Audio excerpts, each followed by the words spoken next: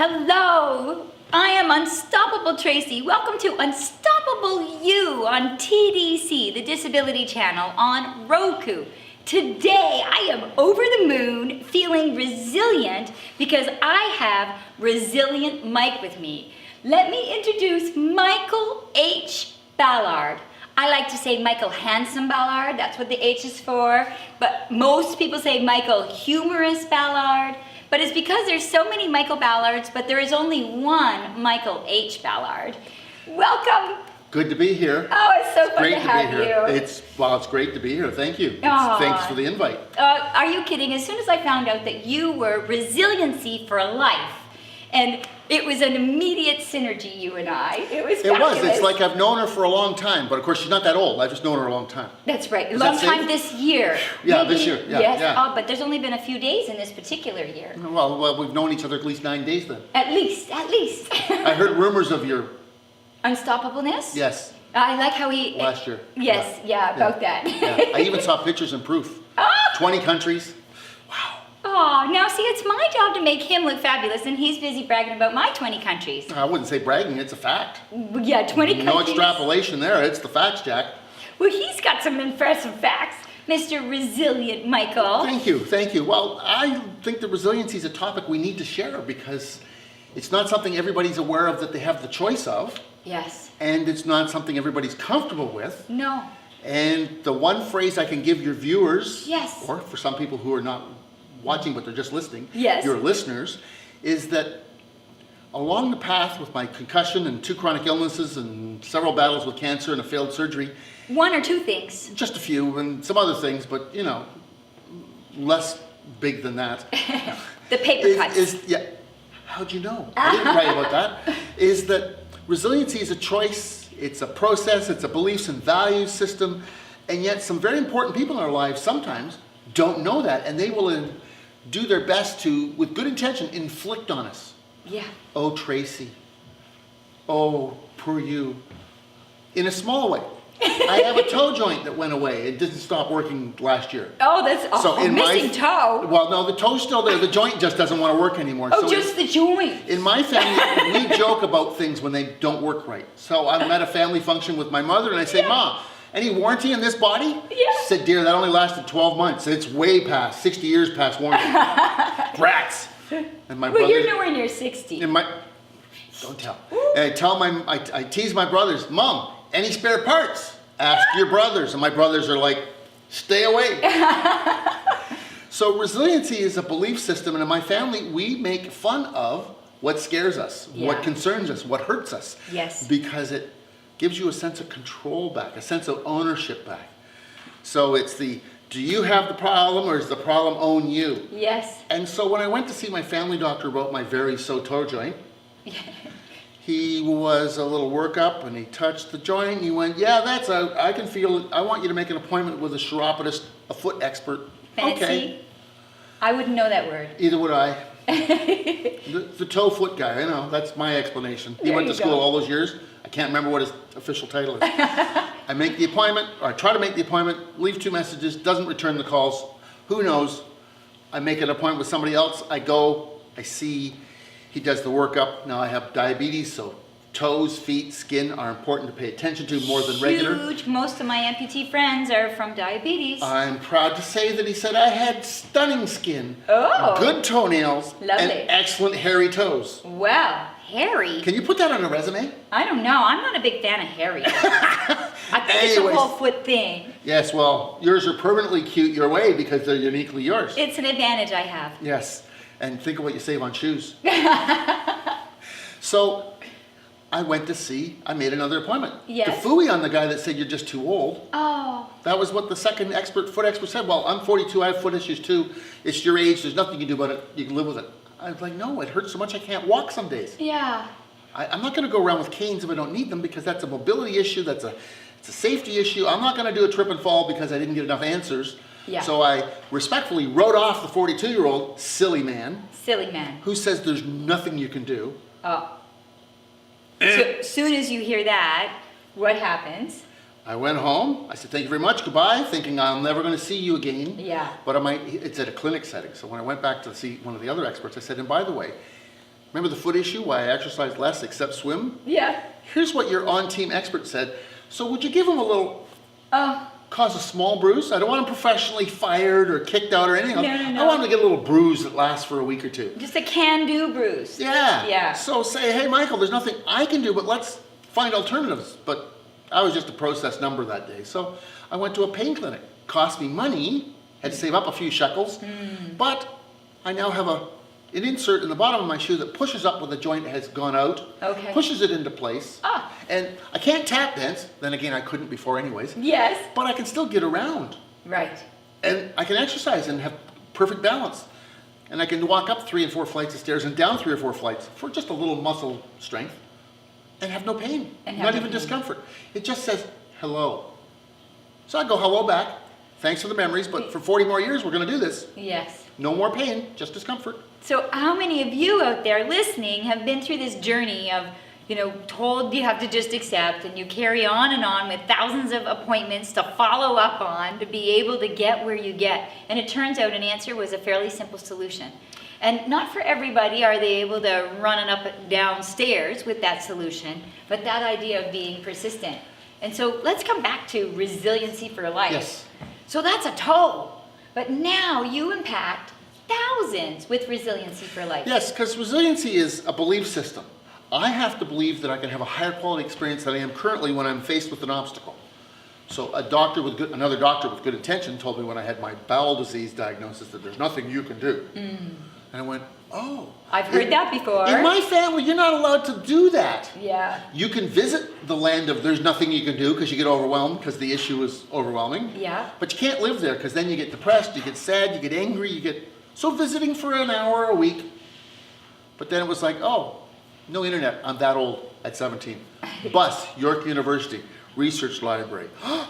Harvard Medical School, Mind-Body Clinic. The 4 chronic illnesses being studied. If you do the following things, you can have 20% less symptoms and less intensity of symptoms. I like 20% less. It's a big number and 30% cheaper to take care of. I like that too. Drug plan was adequate, but it wasn't perfect. So 30% Yeah. savings is 30% savings. So I started to practice it, and within a year, I went 3 years with no symptoms. Ah. It didn't make the illness go away. They're very clear in the research, but I had no pain for 3 years. Oh, that's fabulous. So the plumbing expert, because sorry if you're going to tell me things that are out of your expertise, he was talking mental, emotional. He was a Yeah. physical expert. Yeah. So as a physical expert, he did a good job diagnosing me. Yeah. But then he talked emotional, social, intellectual, and he was, Yeah. So he became, in my mind, I never said it to his face, trying Yeah. to stay respectful, he was a plumber. He was a plumber. Because my plumbing was diseased. Yeah.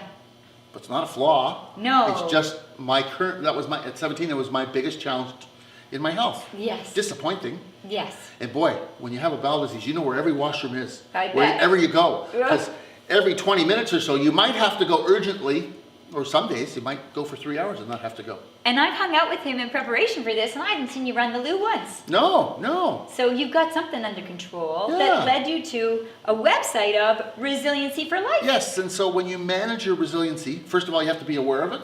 And then your belief system has to be, who do I need? Whose help can I ask for? Yeah. If I had to listen to the first foot doctor that actually gave me an appointment, not the one that never got back to me, Yeah. I'm stuck with this forever. Took me 2 weeks. I was angry. Yeah. What's the logical next steps? Okay. Pain clinic. But what type of pain clinic?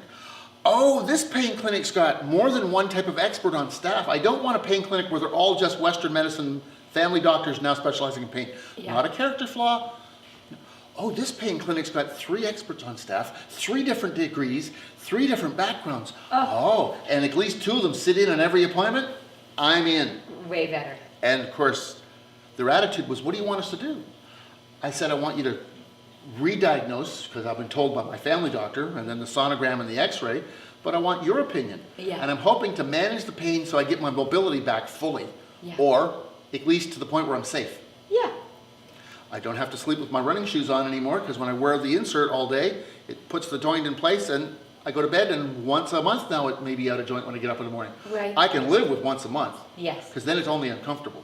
And so many of our viewers, like Yes. you, have tried to figure out pain and have done follow-up or are going to learn from you to do more and more follow-up. Yes. But many like you now want to turn it into a celebratory way of making a difference for others and embracing that. And you have done that very successfully. You're a very successful entrepreneur. You're also on, how do people find some of your training programs? Oh, well, if you go to UDEMY, Udemy, as in you to me, that's not really what it was meant to be in the beginning, but that's No. how you remember the name, Yes. Udemy, UDEMY.com, and you look for Michael Ballard, Michael H Ballard. and there I am, and I've done a few, and I've co-authored and co-produced a few, and then I've got a few where I've helped others get their own programs up. And so I have, for example, we have 7 relationship courses, Yes. introduction to key segments. Nice. So we're not experts on what to look for in personality styles, but in 70 minutes, we get you started on personality styles, because awareness of self is the first step to move forward for more happiness and more resiliency. Yes. How to Because- adapt and connect to others. I once got asked to work with a company with personalities, and could I help them sell a product? And one of the key things of the product was your sense of pacing. Are you slow paced? Oh. To quote my friend from Newfoundland, are you on island time? And I said, where's that accent coming from? She said, the Vikings came to Newfoundland before they went to, before people got to Jamaica. So she said, I claim island time as my own. And she said, I can't work in Newfoundland with my relatives and friends and family because everything is later. Yeah. When I'm at work, I am persistent. It happens now. Go, go, go. All ships on deck. Yeah. Holiday time? Who cares? This week, next month, next decade. When I retire, I'm going to throw away my watch, my calendar, and I'll just know what date of the month it is when the check hits the bank from my pension. Your pension. In my personal life, I have no time issues. No. Could care less, but at work, I get paid to produce things. Yeah. I want to be on time. I want to be on purpose. So these people are like, Michael, you don't act congruent with your style. Your style says fast-paced. You talk fast, you walk fast. But you took 5 years to accomplish this. And I said, part of being resilient is delayed gratification. Because delayed gratification means if I stay patient, learn the skills, practice the skills, get good at the skills, Yes. then I just might get the results I want. That's it. And so this is what's happening in your life right now, currently, Always. always. And so you must still have some down days. Oh, absolutely. So what's some tips and tricks for your hardiness? Well, first of all, there's a phrase or a quote I have that's mine, I think. If your viewers heard it from somebody else, they either got it from me or it's old, and I just don't know where it came from. And the phrase is, what you repress makes you regress. And so what I mean by that is, we're emotional beings, we're social beings, we're intellectual beings, we're physical beings, we're sexual beings.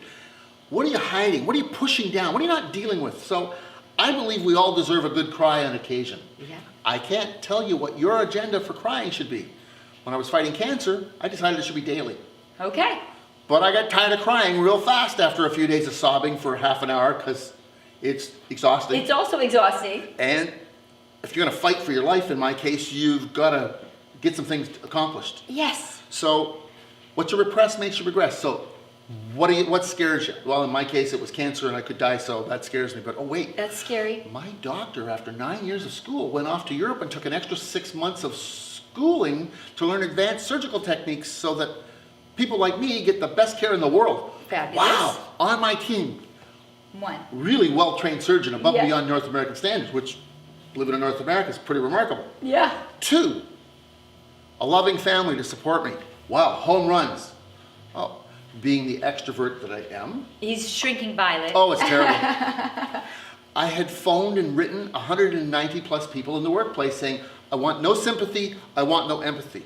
But would you write me a note? Would you send me a letter? Would you send me a postcard? And just tell me something that's great this week. Oh. Maybe, and there's somebody on the crew behind the cameras with great orange shoes. Maybe you got some new orange shoes and you're styling. Woo! Maybe you got a nice piece of jewelry. St. Christopher from my mom for Christmas. And so I started getting notes, reminding and reflecting on something positive in their life. Because they didn't want any sympathy. No. Lord knows I got enough fear for 3 lifetimes. Well, and what the other thing that you did, if we can just sort of unpack what you've said there, is a lot of people don't know what to do for you when you're in a tough place. A lot of people don't know how to be a support as a four-way amputee. So when you are, for example, dealing with cancer, what you did do is give people permission and let people know how they could best be a support. Because I didn't want sympathy. Yeah. I didn't want empathy. I was in a hospital ward. Or silence and avoidance, because they don't know what to say. Because through the double doors was the palliative care where there was 40 or 50 people in their last weeks. So I already got a big reminder what I'm going through. Yeah. I'm in a whole ward of people going through the same thing in their own way. Yeah. So let's mix it up. Yeah. Ask for help, tell them what you want, and the most remarkable things happened. One of my coworkers' father went, "You've talked about this Michael guy. I'm writing him a letter." Oh. I got a handwritten letter, 2 pages long, or 4 pages long, 4 pages long. "Dear Michael Ballard, you don't know me, but my son works with you on occasion, and he says that if you were 70 years older, this would be just life. But he said, you're not even 30 yet. Yeah. I have to share that both my parents went through identical stuff that you're going through." Oh. And one was at 71, and they lived to be 89. Woo. And they went back to horseback riding, bicycle riding, hiking, camping. So don't think that this means it's all over. No.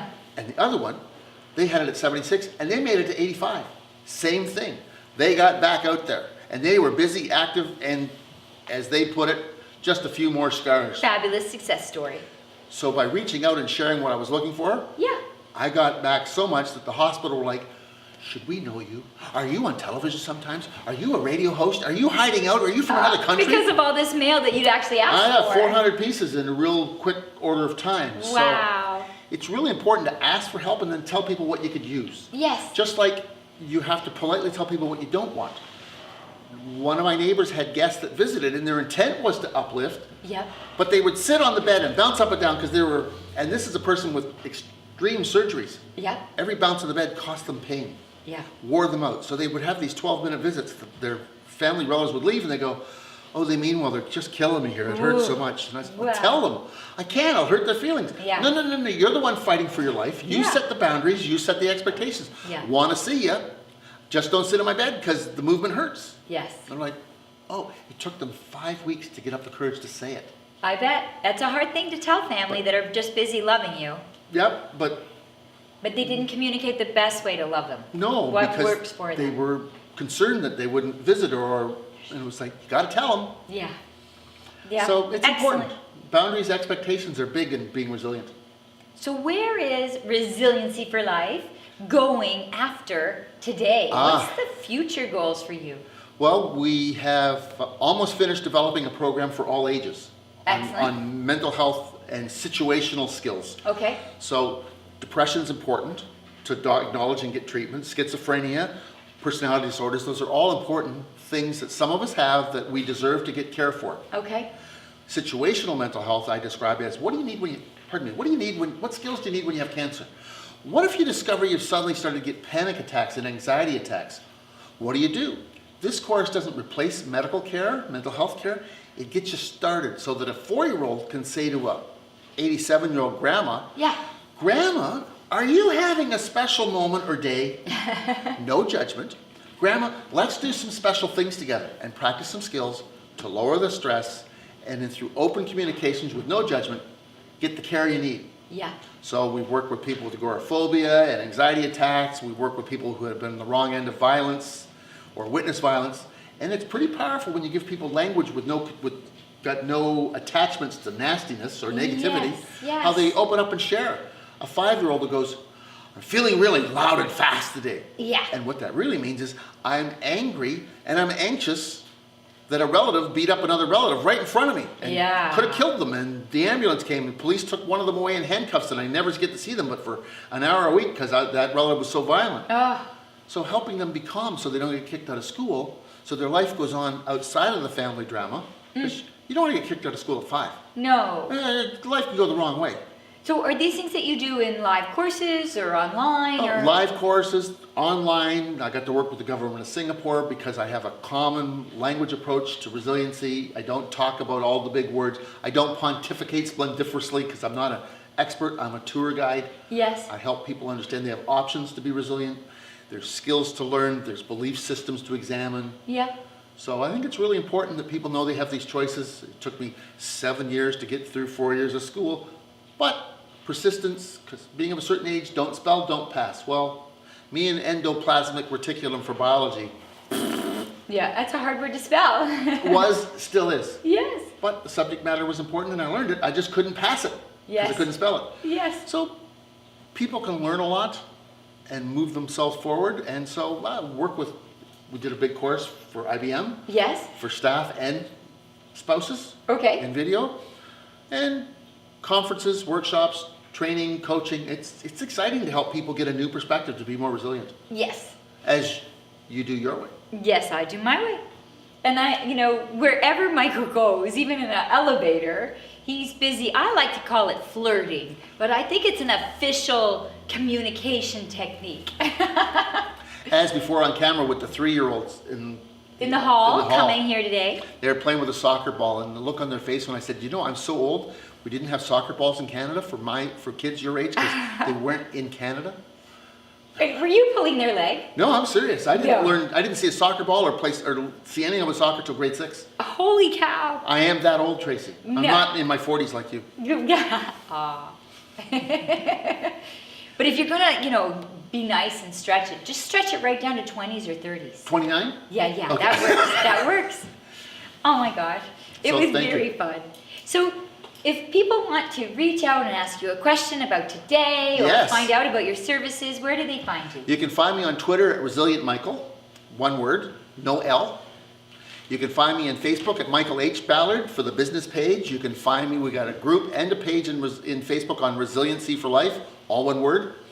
And the page has information and the group has added resources for people to learn things and share things at free and low fee. Well, that's handy. Free and no fee. Yeah.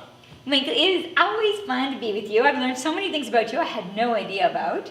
And the tips and tricks that we can all just walk away with right away and just even remind us. Stephen Covey's 7 Habits of Highly Effective People, he talks about sharpening the saw. Yes. So sometimes we have the saw, we have the skill, but we don't take time to sharpen it. And then use it. And so you reminded me today that we've got these skills. We can do what he said. It's just up to us to use it and apply it. And so you sharpened our saws today. Under pressure, we often forget. And that's why it's good to have a friend, an associate, Yeah. and say, hey, I'm stuck. You can do it. It's not a character flaw to be stuck. It's called being human. Yes.